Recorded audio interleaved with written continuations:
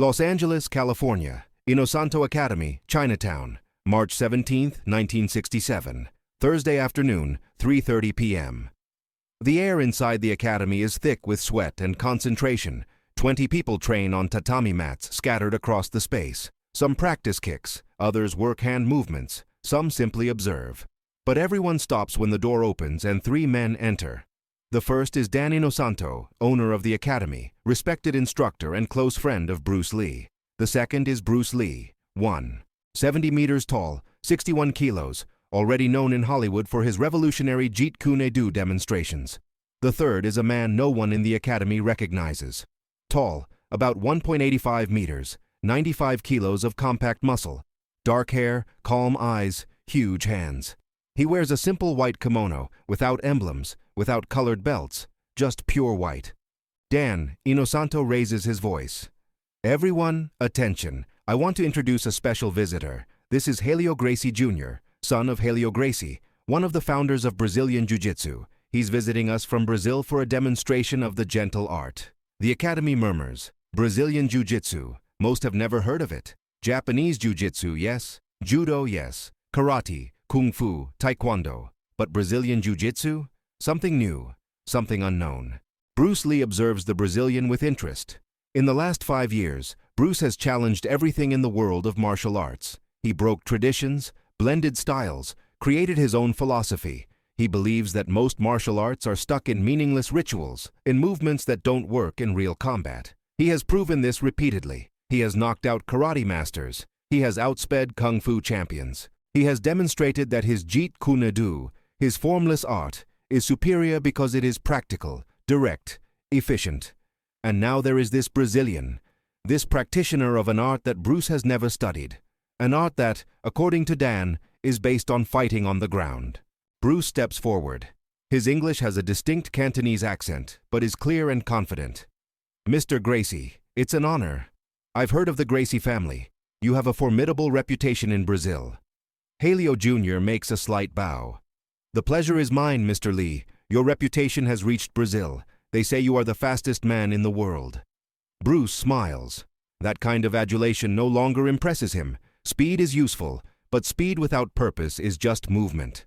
What matters is efficiency. Helio Jr. nods in agreement. In Brazilian Jiu-Jitsu, we agree. It's not about strength. It's not about speed. It's about leverage, position, technique. A small man can defeat a big man if he knows where to apply pressure. Dan Inosanto intervenes. Bruce, Helio agreed to do a friendly demonstration. Perhaps you could help? The room falls silent. Everyone understands what this means. A friendly demonstration between Bruce Lee and a Brazilian Jiu-Jitsu master. This is not normal protocol. This is not a regular class. This is a test. Bruce looks at Helio Jr. What kind of demonstration? Helio replies calmly. Grappling, ground fighting. No punches, no kicks. Just control technique. I'll show how Brazilian Jiu-Jitsu works against an opponent who doesn't know the system. Bruce hesitates for a moment. He is a striker. His art is about explosive strikes, fast kicks, precise punches. Ground fighting is not his territory. But he has never backed down from a challenge. He nods. Let's do it. The mats are cleared. The students step back, forming a circle. 20 witnesses. Dan Inosanto stands at the edge, observing with professional interest. Bruce removes his shirt. His physique is impressive, muscles defined like steel cables. No fat, pure functionality. Helio Jr. stays in his kimono but removes the belt. They position themselves in the center of the mat. Dan explains the rules. No strikes, no dangerous spinal twists. If someone taps the mat 3 times, the fight stops. Understood? Both nod. They bow in respect. Then they begin. Bruce immediately tries to keep distance. He is used to fighting standing, where his lightning legs dominate. He takes a lateral step, looking for angles. But Helio Jr. doesn't retreat. He advances, low, hands extended. Bruce tries to evade, but the Brazilian's hands are like claws. They grab Bruce's wrist, pull, unbalance him. In a second, Bruce is being pulled down. He resists. His tense muscles fight against the pressure. But Helio Jr. is not using brute force. He is using Bruce's own momentum against him. They fall to the mat. Bruce tries to get up immediately. But Helio Jr. is already on top of him, not with weight, but with position. His legs wrap around Bruce's waist. His arms seek control. Bruce pushes, twists, tries to create space. He is incredibly strong for his size. His muscles explode in attempts to escape, but every movement he makes seems to lead to another worse position. It's like fighting quicksand. The more he struggles, the more trapped he becomes. Helio Jr. is calm. His breathing is controlled. He is not fighting Bruce, he is controlling him. He feels every escape attempt, every muscle tension, every weight shift. And he responds, not with force, but with subtle adjustments. A hip displacement here, an angle change there. Bruce tries to turn left. Helio Jr. allows the movement, but uses it to improve his own position.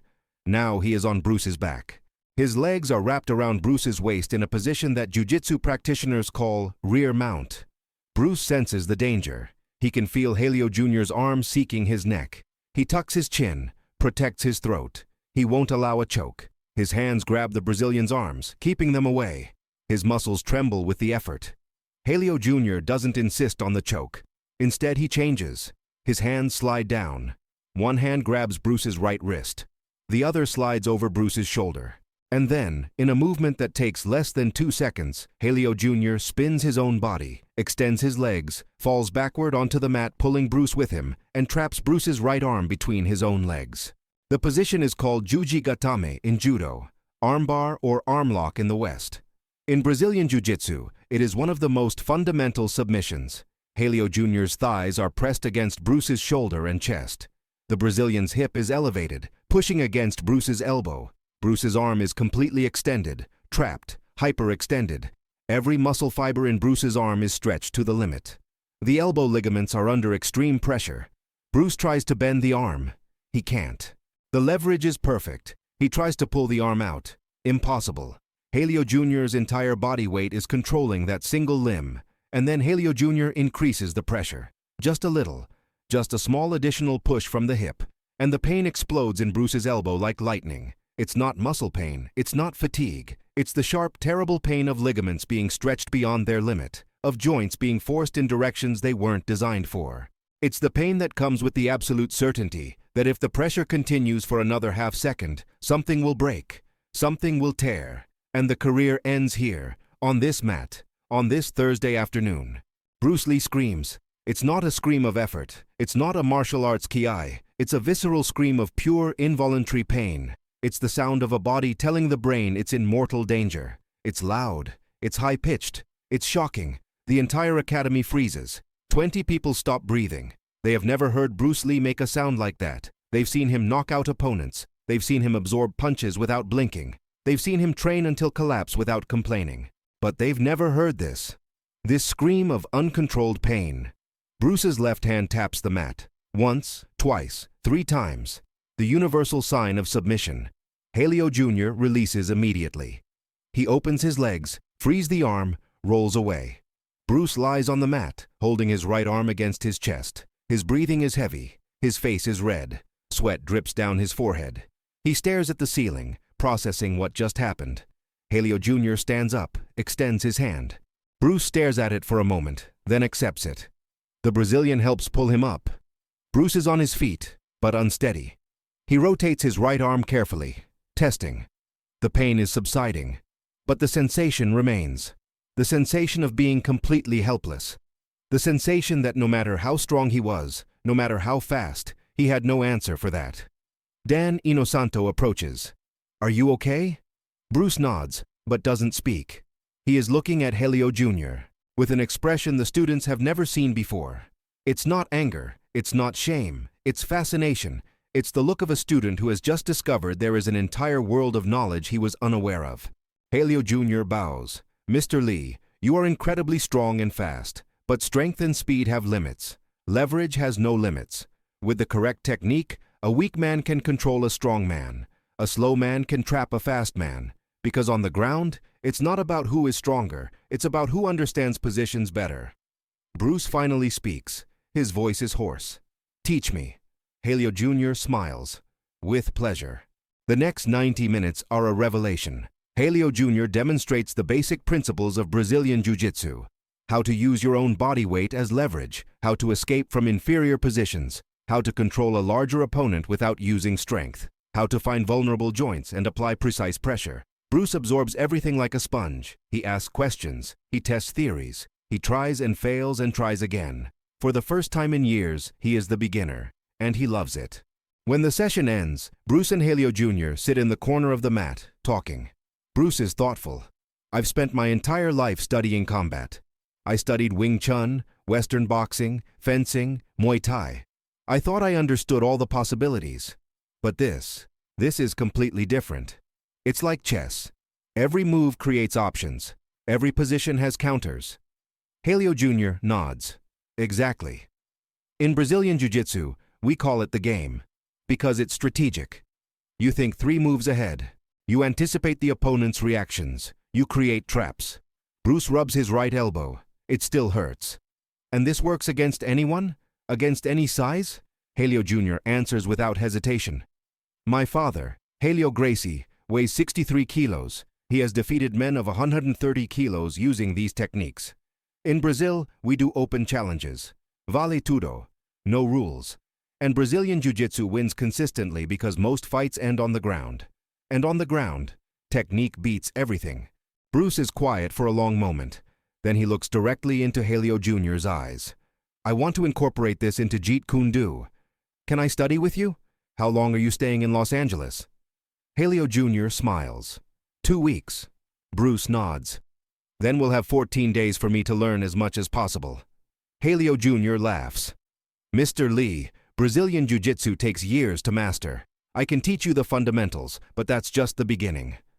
Bruce smiles back. Then I'll continue studying after you leave. I'll find other instructors. I'll incorporate this into my art, because you showed me something I didn't know existed. You showed me my blind spot. In the following 2 weeks, Bruce Lee trains Brazilian Jiu-Jitsu with Helio Gracie Jr. every day. He cancels commitments. He adjusts filming schedules. He is obsessed. And Helio Jr. is a patient teacher. He shows Bruce the fundamental positions: guard, mount, side control, rear mount. He teaches basic escapes, essential transitions. He demonstrates the most efficient submissions: arm locks, leg locks, chokes. Bruce absorbs everything, adapting the techniques to his own style, his own philosophy. When Helio Jr. leaves for Brazil, Bruce continues studying. He seeks out other jiu-jitsu practitioners. He experiments, tests, refines. He never becomes a ground fighting specialist the way he became a striking specialist. But he incorporates the principles into his Jeet Kune Do. He teaches his students that complete combat includes all distances: long distance for kicks, medium distance for punches, short distance for elbows and knees, and ground for control and submission. Years later, in interviews, Bruce Lee always mentions that afternoon. He tells the story of the Brazilian Jiu-Jitsu master who locked his arm. He doesn't hide the pain, doesn't minimize the submission. He celebrates the lesson. Because that moment on the mat, that scream of pain that paralyzed the academy, was the moment when Bruce Lee learned humility. It was the moment when he realized that no matter how much you know, there is always more to learn. There is always someone with knowledge you don't possess. And the true master is not the one who never loses. It is the one who learns from every defeat and becomes more complete.